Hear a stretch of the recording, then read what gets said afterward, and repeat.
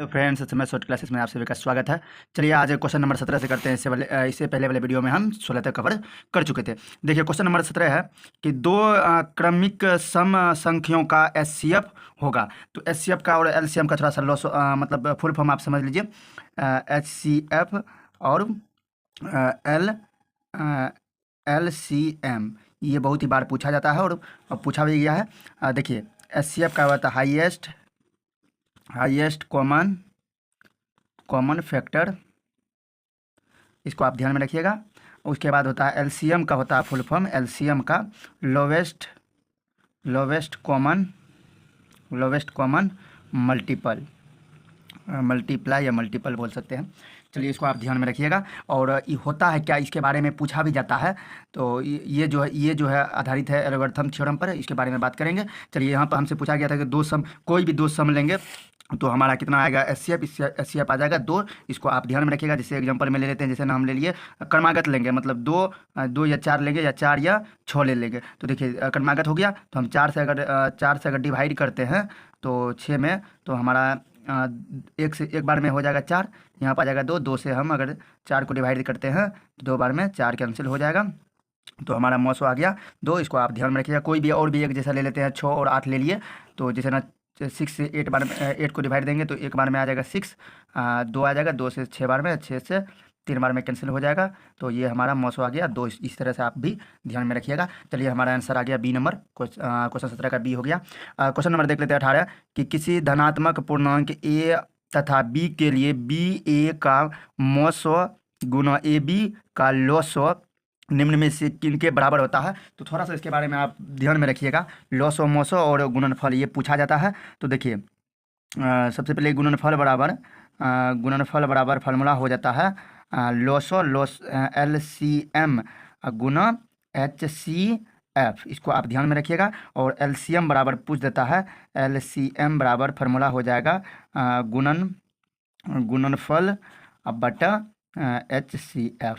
इसको आप ध्यान में रखिएगा। और HCF बराबर पूछ देगा तो सिर्फ क्या करेंगे, उसको यहाँ पर चेंज कर देंगे सिर्फ, तो हो जाएगा गुणनफल बराबर हो जाएगा LCM।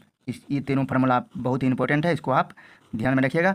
चलिए हमारा आंसर आ गया दोनों संख्याओं का गुणनफल, मतलब सी नंबर हमारा आंसर आ गया। देख लेते हैं क्वेश्चन नंबर 19 कि यूक्लिड विभाजन एल्गोरिथम दो धनात्मक पूर्णांकों के निम्न में से किसे परिकलित करने का तकनीक है। तो अभी तुरंत हम बात किए थे, और थोड़ा सा जान लीजिए एल्गोरिथम थ्योरम में क्या होता है। जैसे ना हमसे पूछ देगा कि एफ एक्स इक्वल टू हो जाता है बी क्यू प्लस आर। ये हमारा एल्गोरिथम थ्योरम पे है। ये जो आधारित है एचसीएफ पे आधारित है। इसको आप ध्यान में रखिएगा। कभी कभी इसको जी बराबर भी लिख देता है, जी बराबर पी क्यू प्लस आर, ये सेम ही है, उतना ध्यान में ये दोनों सेम है। इसको आप ध्यान में रखिएगा। यहाँ है क्या, ये हमारा भाज्य है, ये हमारा भागफल है, ये हमारा शेषफल है। इसको आप ध्यान में रखिएगा। एचसीएफ पे आधारित है। इसको आप ध्यान में रखिएगा। हमारा आंसर देखिए आ गया मौसो का ही हिंदी में लिख दिया है मौसो एचसीएफ को। चलिए देख लेते हैं क्वेश्चन नंबर 20 कि पाई क्या है, अपरिमेय संख्या। पाई क्या है, अपरिमेय संख्या। इसको आप ध्यान में रखिएगा। परिमेय और अपरिमेय पूछा जाता है। इससे पहले वाले वीडियो में हम परिमेय और अपरिमेय के बारे में बात कर चुके हैं। पूर्ण संख्या उसे कहते हैं जो जीरो गिनती की संख्या में जीरो शामिल करने पर पूर्ण संख्या प्राप्त हो जाता है। क्वेश्चन नंबर 21 देख लेते हैं। दो रैखिक समीकरणों के आलेख समांतर रेखाएं हैं, तब रेखाएं समीकरण युग्म का है। तो देखिए इससे 3 रिलेटेड पूछा जाता है। इसको आप ध्यान में, 3 समीकरण पूछा जाता है। A1 बटा A2 not equal to B1 बटा B2। इसके दो चीज़ पूछा जाता है। ये रेखा कैसा है, तो ये प्रतिच्छेदी रेखा है। इसको आप ध्यान में रखिएगा, प्रतिच्छेदी रेखा। उसके बाद ये पूछता है कि संगत है कि असंगत है, तो ये हमारा संगत है। इसको आप ध्यान में रखिएगा। चलिए क्वेश्चन नंबर देख लेते हैं। और 2 के बारे में पूछा जाता है, उसके भी बारे में जान लेते हैं। A1 बटा A2 इक्वल टू B1 बटा B2 not equal to C1 बटा C2। तो ये हमारा हो जाता है संगत रेखा हो जाता है। और ये जो हमारा हो जाता है ये हमारा हो जाता है असंगत। इसको आप ध्यान में रखिएगा, असंगत हो जाता है। और संपाती रेखा, संगत रेखा ना, संपाती रेखा हो जाता है, संगत बनाता है। इसको आप ध्यान में रखिएगा। क्वेश्चन नंबर और 3 देख लेते हैं, तीसरा नंबर फॉर्मूला देख लेते हैं। A1/A2 equal to B1/B2, B1/B2 equal to C1/C2। यह जब तीनों इक्वल होगा तो हमारा रेखा समांतर होगा, समांतर रेखा होगा। इसको आप ध्यान में रखिएगा, समांतर रेखा होगा और जो है संगत होगा। इसको आप ध्यान में रखिएगा। इससे ज़्यादा ही पूछा जाता है। और एक बात पूछा जाता है इसमें कि हल कितना होगा, तो ये अद्वितीय हल होगा, अद्वितीय हल होगा। और ये जो है इसमें कोई हल नहीं होगा, कोई हल नहीं होगा। इसको आप ध्यान में रखिएगा। इसमें अनेक हल होगा, इसमें अनेक हल होगा। इस बात को आप ध्यान में रखिए। और द्वितीय का कभी कभी एक हल लिख देता है, इसको भी ध्यान में रखिएगा। एक हल होता है, इसको भी आप ध्यान में रखिएगा। चलिए, हमसे पूछा गया था कि समांतर रेखा, समांतर जब भी होगा तो हमारा अनेक हल हो जाएगा। अनेक हल किस में है देख लेते हैं। अनेक हल, दो हल किसी का नहीं होता है, एक हल हम आपको बता दिए हैं। अगणित हल इसी को कहते हैं अनेक हल। इसको आप ध्यान में रखिएगा। चलिए, क्वेश्चन देख लेते हैं 22 नंबर कि ये अभी तुरंत हम समीकरण बताए तो इसमें युग में दिया हुआ है। तो हमसे पूछा गया था कि कितना हल होगा, तो इसका कोई हल नहीं होगा। इस पर आप ध्यान में रखिएगा। ये तीनों फार्मूला बहुत ही इंपॉर्टेंट है जो हम लिख दिए हैं, आप ध्यान में रखिएगा। क्वेश्चन नंबर 23 देख लेते हैं। ए का मान जिनके लिए समीकरण निकाय AX + 10y equal to 0, 2x + 5y equal to 0 का शून्येतर हल होगा। तो देखिए, शून्येतर हल करने का मतलब होता है कि इसको आप सॉल्व करिएगा। किस पे करिएगा? शून्येतर हल मतलब होता है एक शून्येतर हल। जैसे ना हम अभी बताए आपको formula A1/A2 equal to B1/B2 not equal to C1/C2।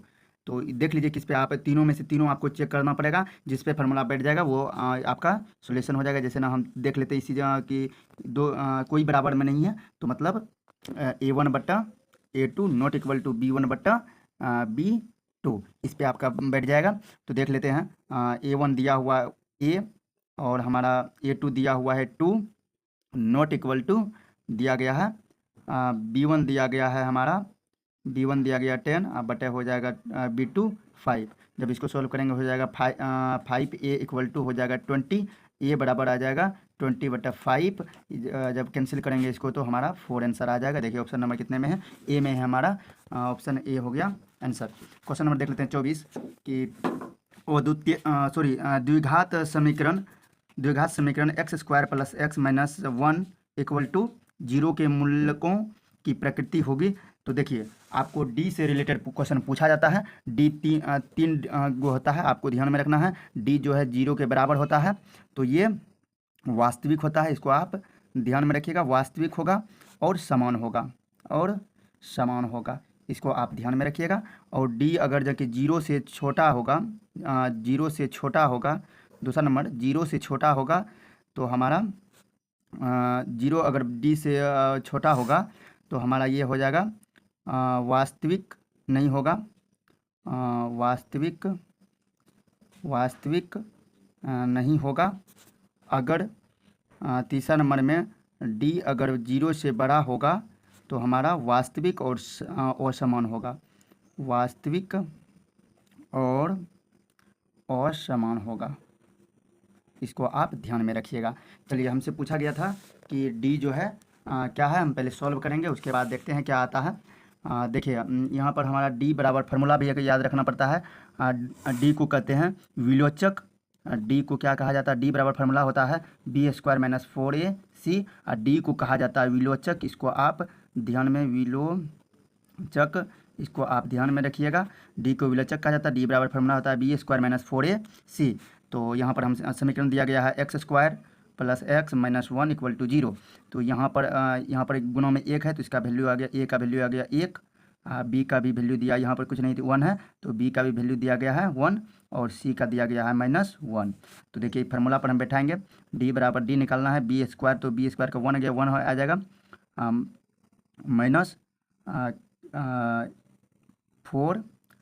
उसके बाद ए का वैल्यू दिया गया है, ए का वैल्यू दिया 1 गुना -1 करेंगे, सी का वैल्यू दिया गया है तो 1 माइनस ये दोनों गुना करेंगे माइनस प्लस हो जाएगा तो ये हमारा 5 आ जाएगा। तो देखिए, ये जो है हमारा 0 से क्या आया? बड़ा आ गया। डी का मान बड़ा आया, इसका मतलब डी का मान बड़ा आया 0 से। तो हमारा क्या आ जाएगा, वास्तविक आएगा और असमान आ जाएगा। तो देखिए हमारा आंसर आ गया वास्तविक और असमान, ऑप्शन नंबर 1 में दिया गया है। चलिए क्वेश्चन देख लेते हैं 25 कि निम्नलिखित में कौन द्विघात समीकरण नहीं है। तो देखिए एक बात आप सभी को बताई थी, द्विघात और त्रिघात पूछा जाता है। त्रिघात और द्विघात बहुत बार पूछा जाता है और पूछा भी गया। द्विघात त्रिघात मतलब हो गया जिसका पावर 3 होगा, द्विघात मतलब जिसका पावर 2 होगा। तो हम देख लेते हैं जिसका द्विघात पावर नहीं होगा, जिसका 2 नहीं पावर होगा तो समझेंगे द्विघात नहीं है। तो ऑप्शन के हिसाब से चलते हैं। देखिए ऑप्शन में हमारा ये जो है हमारा ये कैंसिल हो जाएगा, जब हम सॉल्व इसको करेंगे तो हमारा ये कैंसिल हो जाएगा, यही हो जाएगा हमारा द्विघात नहीं कहलाएगा। बंक के बाद देखिए सभी के पावर 2 पे है, इसको जब सोल्व करेंगे तो x गुना एक्स स्क्वायर हो जाएगा, इसका भी पावर 2 हो गया। चलिए क्वेश्चन नंबर देख लेते हैं 26 की द्विघात समीकरण इतना x square minus 5x plus 4 equal to 0 का विवेतकरण निम्नलिखित में कौन है। तो देखिए आपको जो है विवेतकरण पूछा है, तो इसको आप ध्यान में रखिएगा। देखिए सॉल्व करते हैं। डी बराबर हम फार्मूला अभी तुरंत हम बताए थे, डी बराबर फार्मूला हो जाता है बी स्क्वायर माइनस 4ac।